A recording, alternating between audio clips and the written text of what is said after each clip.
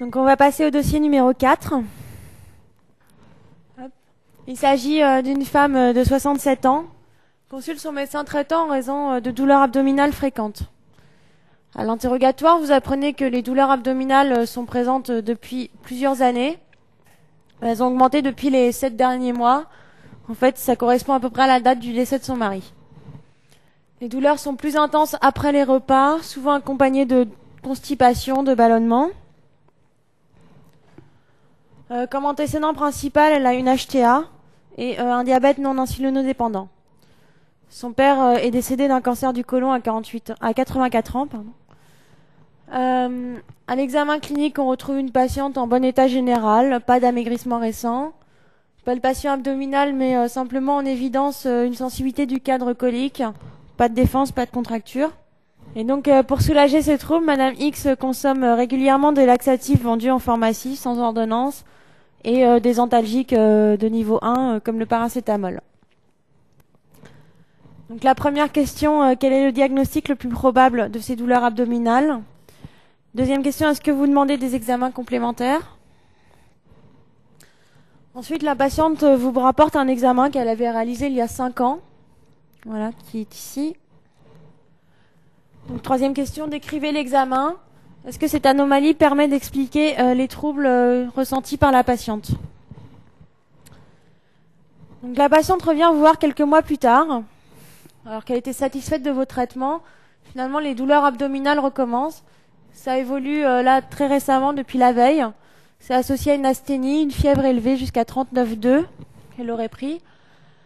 Elle vous explique qu'à cause de ces douleurs, elle n'a pas pu manger du tout depuis la veille, mais elle a eu aucun vomissement et pas de trouble du transit, pas d'arrêt des matières et des gaz.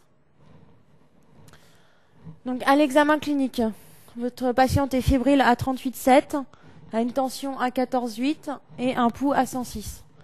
Palpation abdominale retrouve une douleur prédominant en fosse iliaque gauche, sans défense, et un reste de l'examen est strictement normal.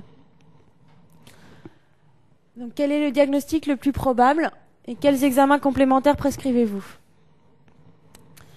Donc le diagnostic que vous avez évoqué est finalement confirmé. Il n'y a pas de signe de complication. Donc cinquième question, quel est votre traitement? Bon, finalement, malgré vos traitements, la patiente vous rappelle encore une semaine plus tard, car la douleur a augmenté et elle se sent très faible. À l'examen, vous constatez une persistance de la fièvre à 38,6 et la palpation abdominale retrouve une défense prédominant en fosse iliaque gauche. Donc vous prescrivez cet examen radiologique. Donc, commentez l'examen et quel est votre diagnostic?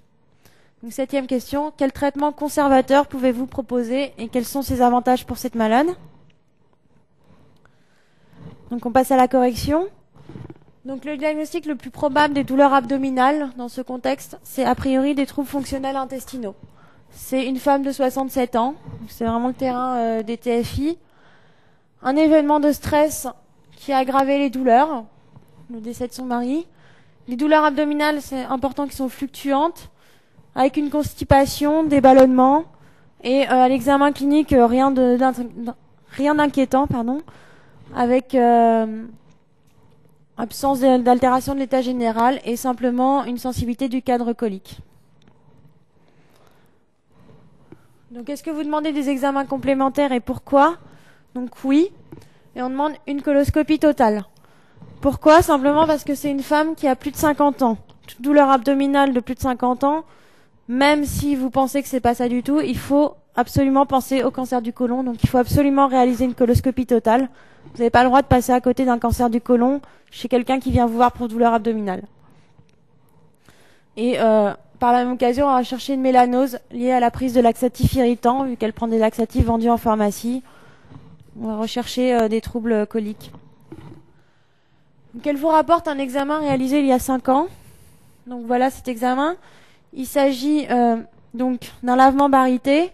Et en fait, on voit une anomalie ici avec des petits diverticules en fait. Une petite image comme ça, un petit peu en vague, de diverticules avec des sténoses et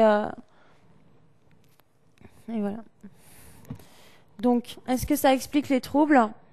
Non, parce que tous les diverticules coliques, c'est très fréquent dans la population générale et un diverticule non compliqué ne s'accompagne en aucun cas de douleur. Si vous avez des douleurs abdominales liées à des diverticules, c'est une complication du diverticule. Donc ça n'explique pas ces douleurs abdominales. Donc le traitement que vous allez proposer, c'est un traitement des troubles fonctionnels intestinaux. Donc d'abord les règles hygiéno-diététiques, boire beaucoup d'eau, un régime riche en fibres. Donc lui conseiller les fruits, les légumes crus, le son de blé, ça peut marcher, et une activité physique régulière, surtout la marche.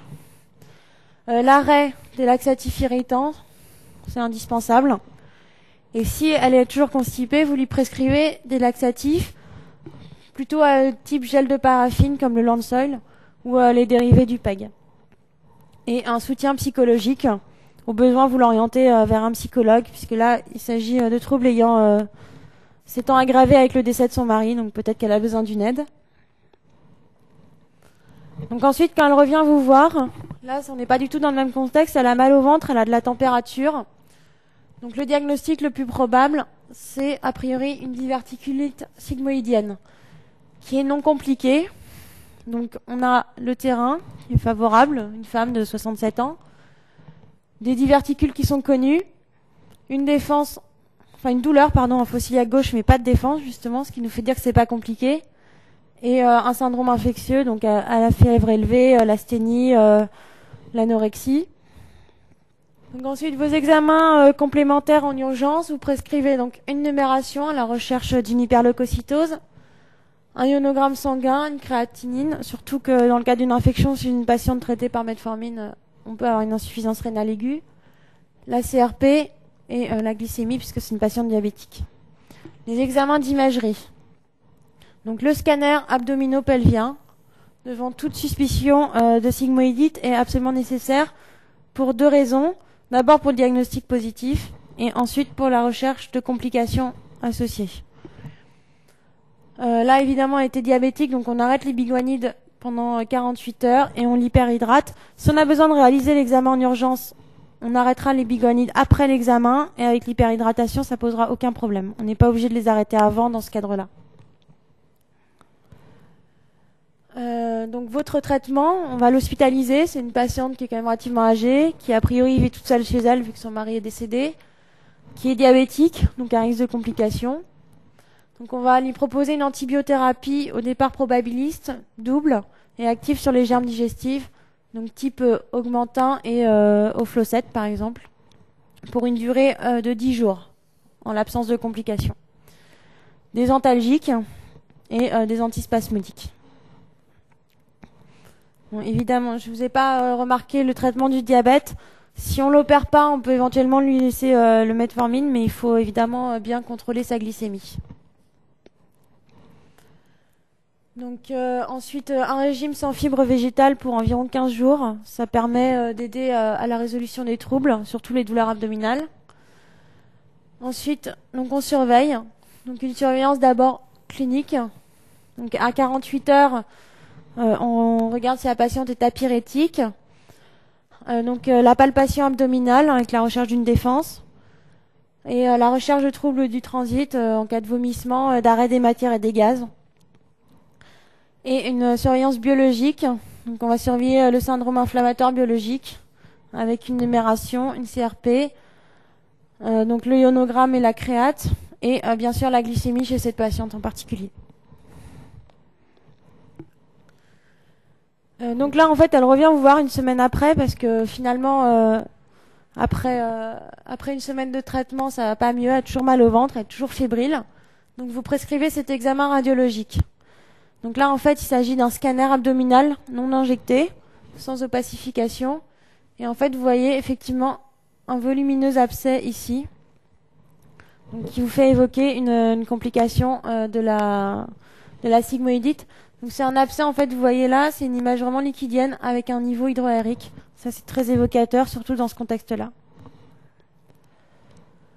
Donc l'examen, donc c'est un scanner abdominopelvien, une coupe transversale, sans injection, donc un abcès volumineux et absence d'épanchement péritonéal. Ça c'est très important parce que si y avait un épanchement, ça voudrait dire qu'on serait plutôt dans le cas d'une péritonite avec une rupture de l'abcès, donc c'est pas du tout le même traitement. Donc ensuite, le traitement conservateur qu'on peut lui proposer et ses avantages, donc c'est un drainage de l'abcès sous scanner ou sous radiologie en général, avec évidemment des prélèvements bactériologiques puisque vos antibiotiques manifestement n'ont pas suffi. Donc il faut savoir à quoi on a affaire. Et on poursuit l'antibiothérapie probabiliste active sur les germes digestifs qu'on adaptera secondairement. Donc là, par contre, il faudra prolonger l'antibiothérapie minimum 6 semaines. Donc après, on verra en fonction du germe qu'on a retrouvé et de l'antibiogramme. Mais de toute façon, ça sera au moins 6 semaines d'antibiothérapie active. L'avantage du traitement conservateur, c'est simplement que si on opère les gens en situation d'infection aiguë, on va être obligé quasiment de mettre une stomie. Donc même si c'est une stomie temporaire pour 3 mois, c'est jamais très bien vécu. Donc c'est une diminution importante de la morbidité et aussi de la durée d'hospitalisation si le drainage se passe bien. C'est mieux qu'avoir une stomie, avoir des drains partout et devoir se remettre d'une intervention chirurgicale. Donc ensuite, qu'est-ce que vous proposez à la patiente après la résolution de l'épisode? Donc d'abord, en premier, ce qu'on lui propose, c'est une coloscopie totale. Un mois après, pour plus être dans le cadre de l'infection et pas risquer la perforation. Mais ça, c'est systématique. Si vous l'avez pas mis, c'est zéro la question. Parce que le diagnostic différentiel de la sigmoïdite, c'est le cancer du côlon surinfecté. Et ça, sur un scanner, dans le cadre de l'urgence, avec un abcès, on s'en rend pas forcément compte qu'il y a une petite tumeur en dessous. Donc c'est indispensable la coloscopie après tout épisode de sigmoïdite. Et ensuite, on lui propose une sigmoïdectomie à distance, généralement 3 mois après, pour être assez tranquille quand on opère, on a plus de problème d'infection. Ça permet le rétablissement immédiat de la continuité. Donc là, la sigmoïdectomie, elle est indiquée parce que c'est un épisode. Donc c'est le premier épisode, mais il est tout de suite compliqué. Donc je vous rappelle les indications de la sigmoïdectomie. C'est soit moins de 50 ans au premier épisode, soit plus de 50 ans, on va dire qu'il faut 2 épisodes. Et dans tous les cas, en cas d'épisode compliqué. Donc soit les saignements, soit l'infection, qui sont les 2 principales complications des diverticules. Donc en conclusion de cette conférence, donc je vous rappelle les points importants en chirurgie. Je pense qu'il faut absolument réviser, c'est tout ce qui est sigmoïdite. Je pense les lithiases vésiculaires et les pancréatites, ça tombe assez souvent. Et évidemment la cancérologie digestive, en particulier les cancers colorectaux qui sont des incontournables du concours. Les traumatismes abdominaux, ça tombe moins souvent, mais dans le cadre d'un polytraumatisé d'une transversalité, ça peut aussi très bien tomber. Donc voilà, je vous remercie d'avoir suivi ma conférence et je vous souhaite bon courage.